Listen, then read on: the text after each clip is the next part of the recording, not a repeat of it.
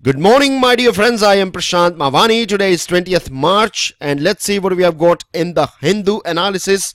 Let's start with a positive quote. Keep calm and let's do it together. Today you are going to find it a bit difficult when you will go through the Hindu, because today you have many articles to go through. On Mondays and Tuesdays basically you have many articles, but many a times you have this political articles and other articles that are easy read one, but today you have many articles. So this editorial is purely political one. You can have a quick glance over it, but this one is about bending the rules of environment. We'll take this one, we'll go through this one and understand what it is all about. Then this one is about medical bill. At present it is pending in the parliament. Very important discussions here, and you find questions on health and other things, so very important article here. This one is about military challenges and things that needs to be sorted out, so very important article again. Recently India and France decided that they are going to recognize each other's degree, so this one again very important one. This is about treaty that backfired. It is a Shimla agreement, why Shimla agreement has failed and things like that. India Pakistan again, so important one. And this is about World Trade Organization. Now this one as well is an important article, and today we have this many articles to go through. So what I have decided is that this WTO article I will take on board tomorrow, because if we literally take this article, this is a very lengthy as well as there are important points in it. So of course you are not going to miss this one, but I will fit this one tomorrow so that we are not mixing up everything in one lecture, right? So let's move on, dear friends. You can download this PDF of this lecture from my Facebook page. StudyIQ provides pen drive and tablet courses. At present Navratri sales are on, so make sure you check out StudyIQ.com. You will find all important information associated with our pen drive and tablet courses on our portal. Now the editorial that I was talking about is basically called bending the rules, because National Green Tribunal NGT suspended the environmental clearance grant that was granted to this India-based neutrino observatory, also known as INO. Now neutrinos are subatomic particles that are extremely difficult to detect. Remember, they have this site in Europe, and it was there first time they came across this neutrinos and other things. And now when India is trying to develop this INO, it indicates, it basically it is an indication that we are ready to take this research in physics to a new height in our country. It also indicates, or it gives us a signal, you know, that we are ready to nurture centers of excellence in our country. But of course you have some rules and regulations that you have to follow. Now National Green Tribunal, it has suspended this INO, and at present what we are seeing is that this expert appraisal committee of Ministry of Environment, Forest and Climate Change, it has overturned this suspension order of NGT, and it has given a sort of green signal. Now this is not a sort of, when I say green signal, it has just overturned NGT's ruling or its verdict or its stand basically. And now this MOEFCC's, this expert appraisal committee, it has laid some conditions. There are still 17 conditions that this INO beg your pardon, this INO has to go through. Now the biggest problem, or the reason why you find that this INO is in between this NGT and MOEFC, or basically environmental agencies, is because it is located here in, or it is going to be constructed here in this Bodhi West Hill in Theni district of Tamil Nadu. Now Theni was in news. Do let me know why it was in news couple of days ago. I provided you with a picture as well of, or the map of this area too, so do let me know why Theni, this particular district, was in news couple of days ago. This is your first question. So you have this Theni district and you have this Bodhi West Hill, so 1300 meters, right? Imagine 1300 meters underground work will be conducted, and then you will have a tunnel to access your facility here, and it requires this rock cover of this mountain because to minimize this naturally occurring cosmic ray backdrop. These are technical things that they have to fulfill to conduct this or to place or build this INO facility. Now the biggest problem is this body wheels are not the big problem. The big problem is, or why it is under this environmental issue, is because you have this Mathikettan Shola National Park of Kerala, right, which is in Western Ghats, and it is a global biodiversity hotspot. It is just what, 4.9 kilometer or 5 kilometer away from this INO facility will be just 5 kilometers away from this global biodiversity hotspot. So this is the thing. Apart from that, you are digging down a deep tunnel, and other activities will of course have some sort of impact on this biodiversity hotspot. Now it is a catch-22 situation, or we are in a dilemma, you know, we don't know what to do. And this is not something that is just with us, it happens with everyone in today's world, because we need this sort of facilities for research. You know, the benefits that we will get out of it in long term are unimaginable. There are many things that we are doing something today in this neutrino associated with research done in our country based on this neutrinos, and in future it can help in other areas as well. So we don't know yet how the long-term impact will be, but so far we can say that science has always helped us.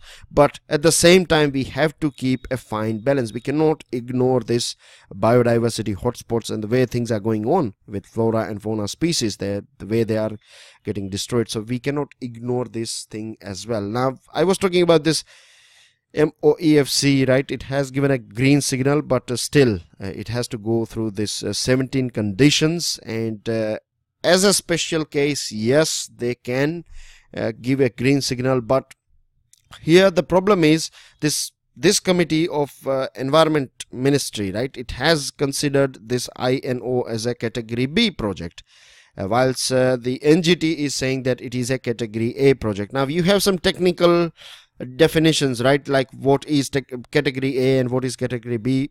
Of course you don't have to understand, and means you have to just take basic understanding. You don't have to go through all these technicalities, but in a nutshell I may say that category A is because you are just 4.5 or 5 kilometer away from this national park. So this is one, you can say, point for your category A. The second thing is you are going to dig down a big tunnel and other things. So these are very critical, and they don't fall under the definition of category B. You don't have any sort of things given in category B list that talks about this tunnel and other things. So definitely it falls under category A. And now this MOEFCC has recognized it as category B, and this is the reason why it is called that bypassing the law. And we need science, we need to develop. At the same time, we have to keep a fine balance of our environment, but that does not mean that we play around with law, and that does not mean that we bypass this environmental clearances, because in the long run it will give a very wrong signal. Moving on to another article. This is about the first step in a long journey. Now the name of this article, the title, is very important here. Keep this title in your mind, because this is the first step we are talking about. It is not a magic wand, or you can say magic bullet that will be discussed as far as this public health is concerned. Now as per article 47 of our constitution, it makes it clear, or it states that a state or a government or a nation, it is the duty of the government to improve public health. This is given under article 47, and this is right as well. It is the duty of the government or a state to look after the public health. They should provide all the good facilities and things like that, a clean environment, clean drinking water and things like that. Nowadays we find that even in our plastic bottle water, right, that as well is not safe enough to drink. So there are so many issues here and there. But when it comes to medical field, right, if we go through some facts that are provided in this article, and these facts are very important, it will give you a good scenario of how things are working in our country. Now see, at present we have 10 lakh doctors in our country. Still we need 3 lakh more doctors if we want to fit ourselves, or if we want to see ourselves in this not WTO, WHO's this doctor patient or doctor population ratio. So we need 3 lakh more just to touch this WHO's minimum standard, and then you need to improve it and things like that. So 3 lakh more doctors. Now this is not a small amount, 3 lakh. Every year we are getting what? Just 1 lakh doctors. At the same time, you can understand that many doctors would be retiring and things like that. So there is a huge gap in our country as far as this doctor ratio is concerned. The second thing is 81% shortage of specialists in community health centers. The first point of interaction, or this rural areas or in remote areas, means you have 81% shortage of specialists, and this is creating a problem that you have today will become a bit bigger in future. 82.2% of providers of modern medicine in rural areas do not have a medical qualification. Basically they are called quacks, right? So quacks are what? 82% are quack here in our country. So this is the thing. Then most affected are definitely poor and rural patients, because 69% of our population is living in rural area, and only 21% of, so say for example only 2 lakh doctors are looking after 69% of our population. 2 lakh 10,000 maybe, right? If we take 21% very strictly, then 70% of our population is looked after by roughly 20% of our doctors. So this indicates that you will have a big mismatch here. And it is very ironic as well in our country, because India is considered as a hub for medical tourism. In 2016 we have issued somewhere around 1.80 lakh medical visas to people from different countries. So they are coming here to get good facilities, better medical facilities, but in our country we are not able to provide it to other people, because they come here mostly, this foreign medical tourists, they come here and they visit our big hospitals, right, in Mumbai and Bangalore and other bigger cities. These hospitals are not there in rural areas or small towns, which is I'm sure it is a very common knowledge. Now to fill the gap of this doctors, it was decided by the government that we will include this section 10A of Section 10A was included in this Medical Council Act, and it basically allows private medical colleges to impart knowledge or to train doctors. Now the negative impact of this MCA or Section 10 or the introduction of private medical college, rather than creating a competition between public and private colleges, what is happening at present is that these private colleges are charging huge amount of fees. So naturally when you will pass out from it, if you have taken a loan or something, it is very natural, right? We will calculate how much we have spent on our education, and then we will try to recover it from the market. This is very common thing, and this is how business, or this is how it works. So if you are a private doctor, then of course profit is going to be your one of your target, and there is no harm in it as well, because if you have specialized it in, then of course you are going to ask for that fees, but many a times what we see is that fees are out of bulk, means they are very high, and there is no set standard. Every doctor, if you have a sort of heart problem or something, and if you visit one doctor, that hospital or doctor will tell you one figure, the other place they will tell you another figure. It is not something that is, so how can one decide whether who is going to be? Money is the only thing, right? If the more the expensive, more the charges of operation, the better the doctor is. This is how it works here, rather than having some standards and other things. So 60,000 medical students are graduating every year from this private medical colleges. Now many such academic institutions, these private ones, they have a faculty of questionable standards, because you get license. Now we are talking about our country, isn't it? We know this corruption and other things are a bit of problem. So many times authorities, they will grant you license, and they will ignore some of the things that you are not providing, as far as you are looking after them very well. So this sort of things are something, these are the problems that we are facing.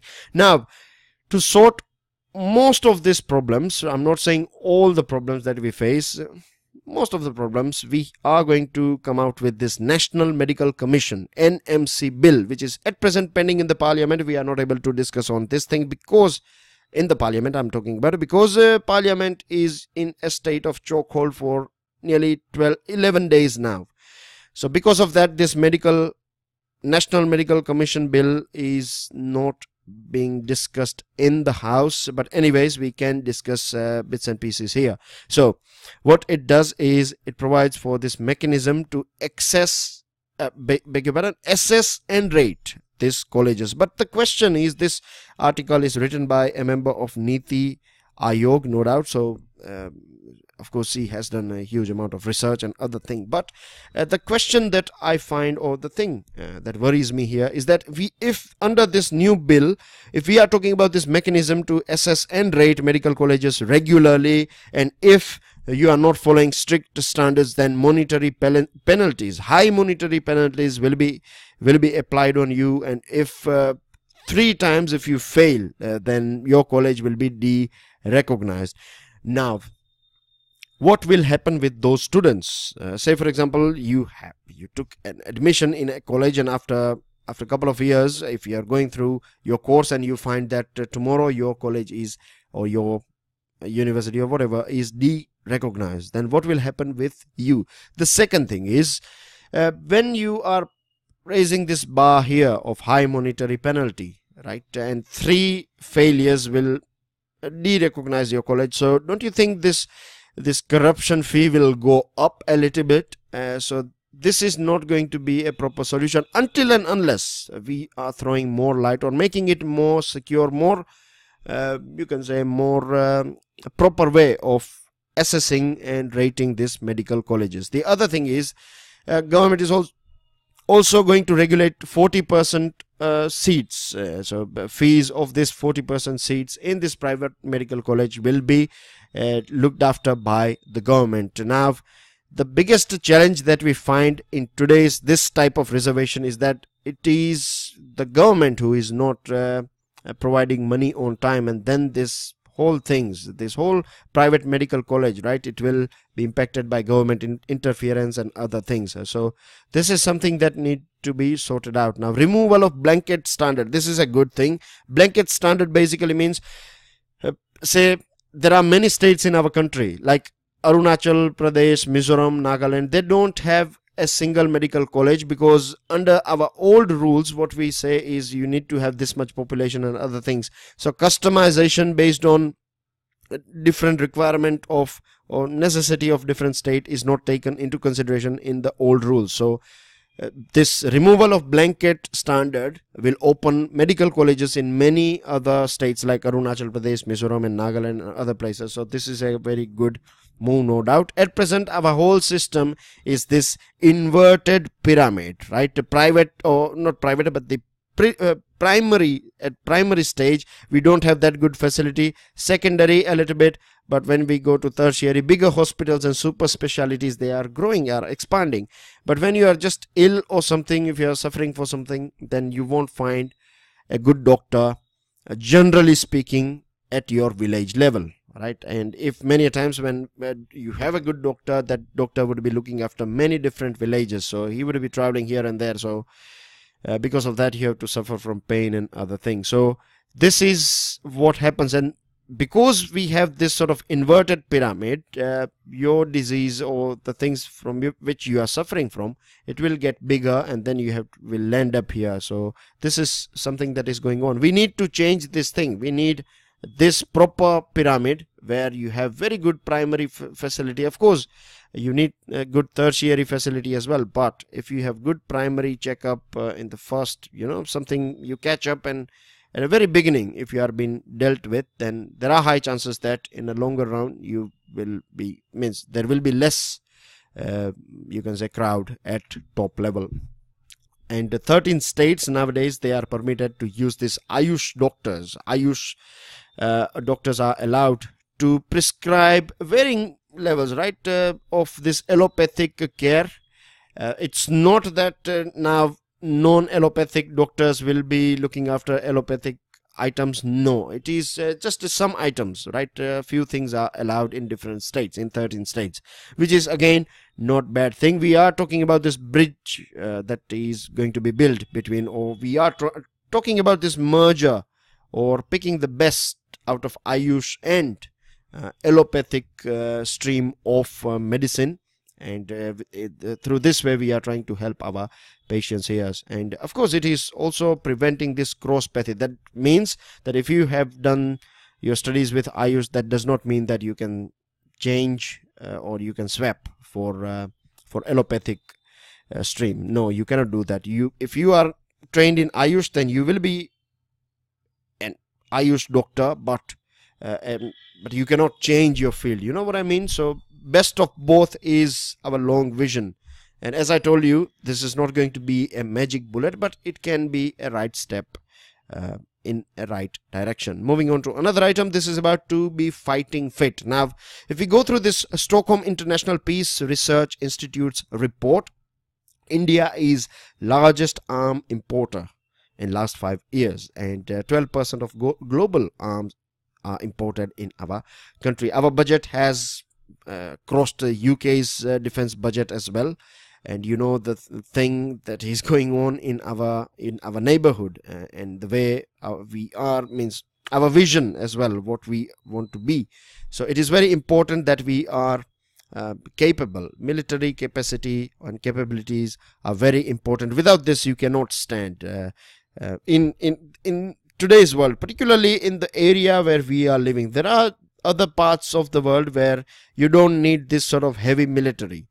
But here in our region, yes, we need it. And you know, some of the problems that we face at present. Now the budget is going on. The money that we are giving for our, or keeping aside for our military capacity and capabilities, is going up. But still we have some challenges. The basic challenge is that at present the current money that we are spending is insufficient for this committed liabilities. That means we won't be able to even pay for the contracts that we have signed. 68% of our equipments are vintage, out of date sort of kind. And then you have this infrastructure development and strategic roads. We are very lagging in this area as well. There is a serious shortage of fund in this area, and we know that I'm not sure whether you are aware about this thing or not, but the very strange thing about our country is that normally you find, say for example, if you go to Europe or other countries, if you observe them, then you will find that they will have their bigger cities on their borders. But here the situation is totally different. We have villages, and we have some places that are inhabitable nearby our borders. We don't have strong roads and good roads and things like that, which is very dangerous, right? It is very dangerous, because God forbid if there is a war, then we will have everything with us, but we won't be able to transport it over that place. And if the other party, like say for example China, if it is having good roads, then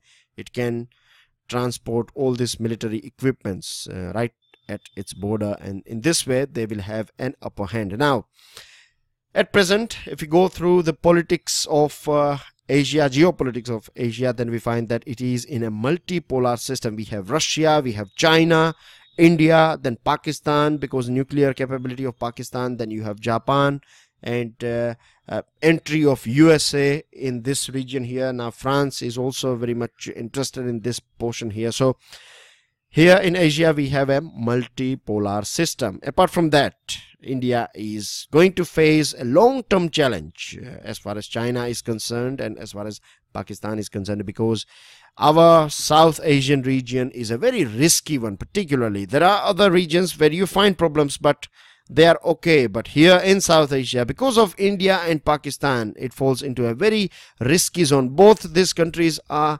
nuclear capable, right? And the way things are going on at present, the next article that we are going to talk about, I will discuss one point with you, like how nuclear weapons, right, how they have changed and why they are creating more troubles nowadays. So the long-term capability, right, development plan can be, means we need a proper plan to look after our our future vision for the survival and security of our country.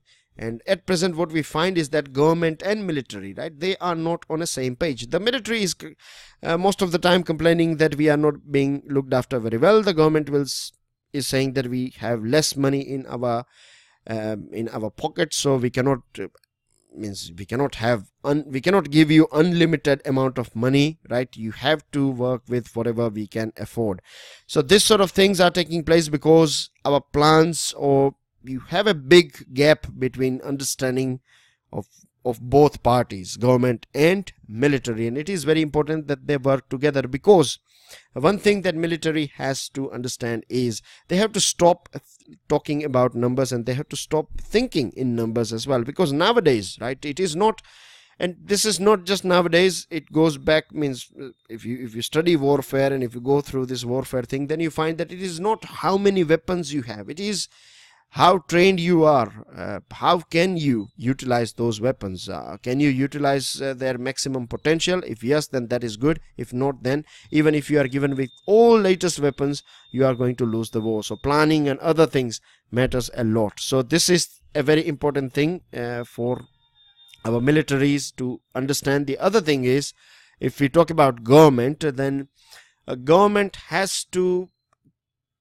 take on board, or they have to understand this thing, that at present there is a crying need for integrating all these three services. What they are doing is, this is a demand or a need that has been asked for a very long period of time, that all these three services should have this their joint training together.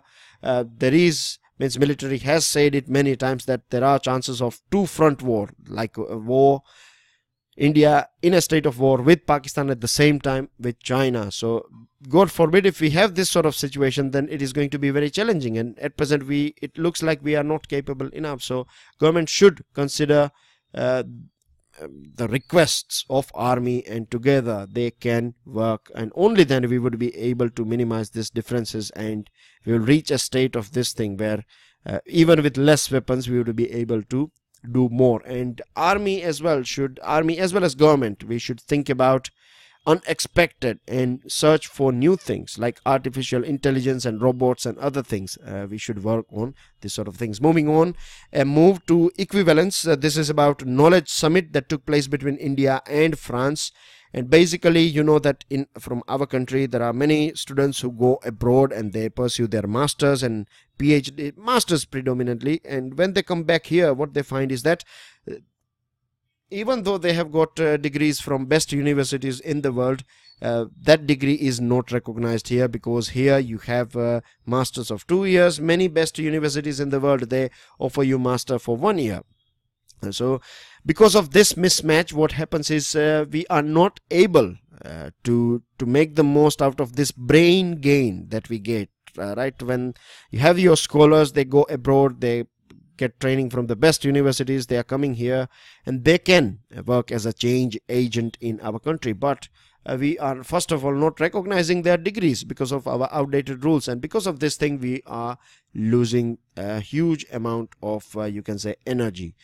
So this association of Indian universities, which basically gives you degree or equivalent certificate, like whether your universities, abroad universities, means equivalence, how equivalent it is here in our country, and it is done case by case basis, so it takes ages. The other thing is so what it basically means is that scholars are penalized for studying at world-class institution. So now both these countries, India and France, we have decided that we are going to recognize each other's degrees, and this will help India. And you know, France is also trying to woo, or it is trying to attract Indian students in France, studying higher education in France. So this could be one reason, but the good thing for India, or this is you can say a signal or a call for India, that we should go ahead and we should have similar sort of arrangement with countries like UK, USA, Canada, Australia, in which our students visit there in lakhs, right? They are studying in lakhs over there. Some 5 lakh students or something, where the Indian students were pursuing degrees in higher education abroad, institutions abroad in 2017. So this is need of the hour. Moving on, this is about treaty that backfired. It is about Shimla Agreement of 1972. Now this agreement is important because this took place after 1971's this war. East Pakistan was basically converted into Bangladesh. We have talked about this thing, so I'm not going into the details of this 1971's war, but you know that Simla agreement, if it is taking right 1 year after this war, then you can understand how important it is going to be. Now, at that point of time, we were having 93,000 prisoners, and it was decided that India should not, means everyone was on one page. It was decided that we should not be that much harsh on Pakistan, because if we do that thing, then it will turn out, or it will become a sort of revenge state. It will seek revenge on India. So India was having 3 objectives out of this, means it was seeking for these 3 things from this Simla agreement. The first one was a lasting solution to Kashmir issue, or failing that, an agreement that would constrain Pakistan from involving third parties. So there should not be any third party. This was the first objective. The second was, it hoped that because India has won this war against Pakistan, so it will shift this balance of power. So Pakistan will consider India as a powerful country, and it will refrain from this aggressiveness and other things. And so this was and the third one was that it should not make, I think I have made a mistake here, repeated it, but the third one was basically to make sure that Pakistan is not becoming a sort of revenge, or it is not filled up with rage to take revenge on India. So these were the 3 main aims of India, or it was means it was expecting that we would get these 3 things from this Simla agreement. But after that, the things that took place in Pakistan, basically military coup happened over there, and then military took power from a democratic government. Bhutto was executed, and then we saw this aggressive policy towards Kashmir, and Kashmir was disturbed for a very long period of time. And how it was done is basically this Zia-ul-Haq, this military general, he used this Afghan insurgency. At that point of time, Russia was basically trying to take control over this Afghan, and this Mujahideens were trained by ISI, and USA was supporting with weapons and other things, so that Afghanistan remains free from this Russian invasion. So what Pakistan did, it utilized all the money and technologies and other things that were coming from USA, and basically it was trying to get a green signal, you know, a sort of signal that we are going to create problems in Kashmir, you just don't say anything to us. This sort of thing was done by Pakistan, and then later on they developed this nuclear weapons.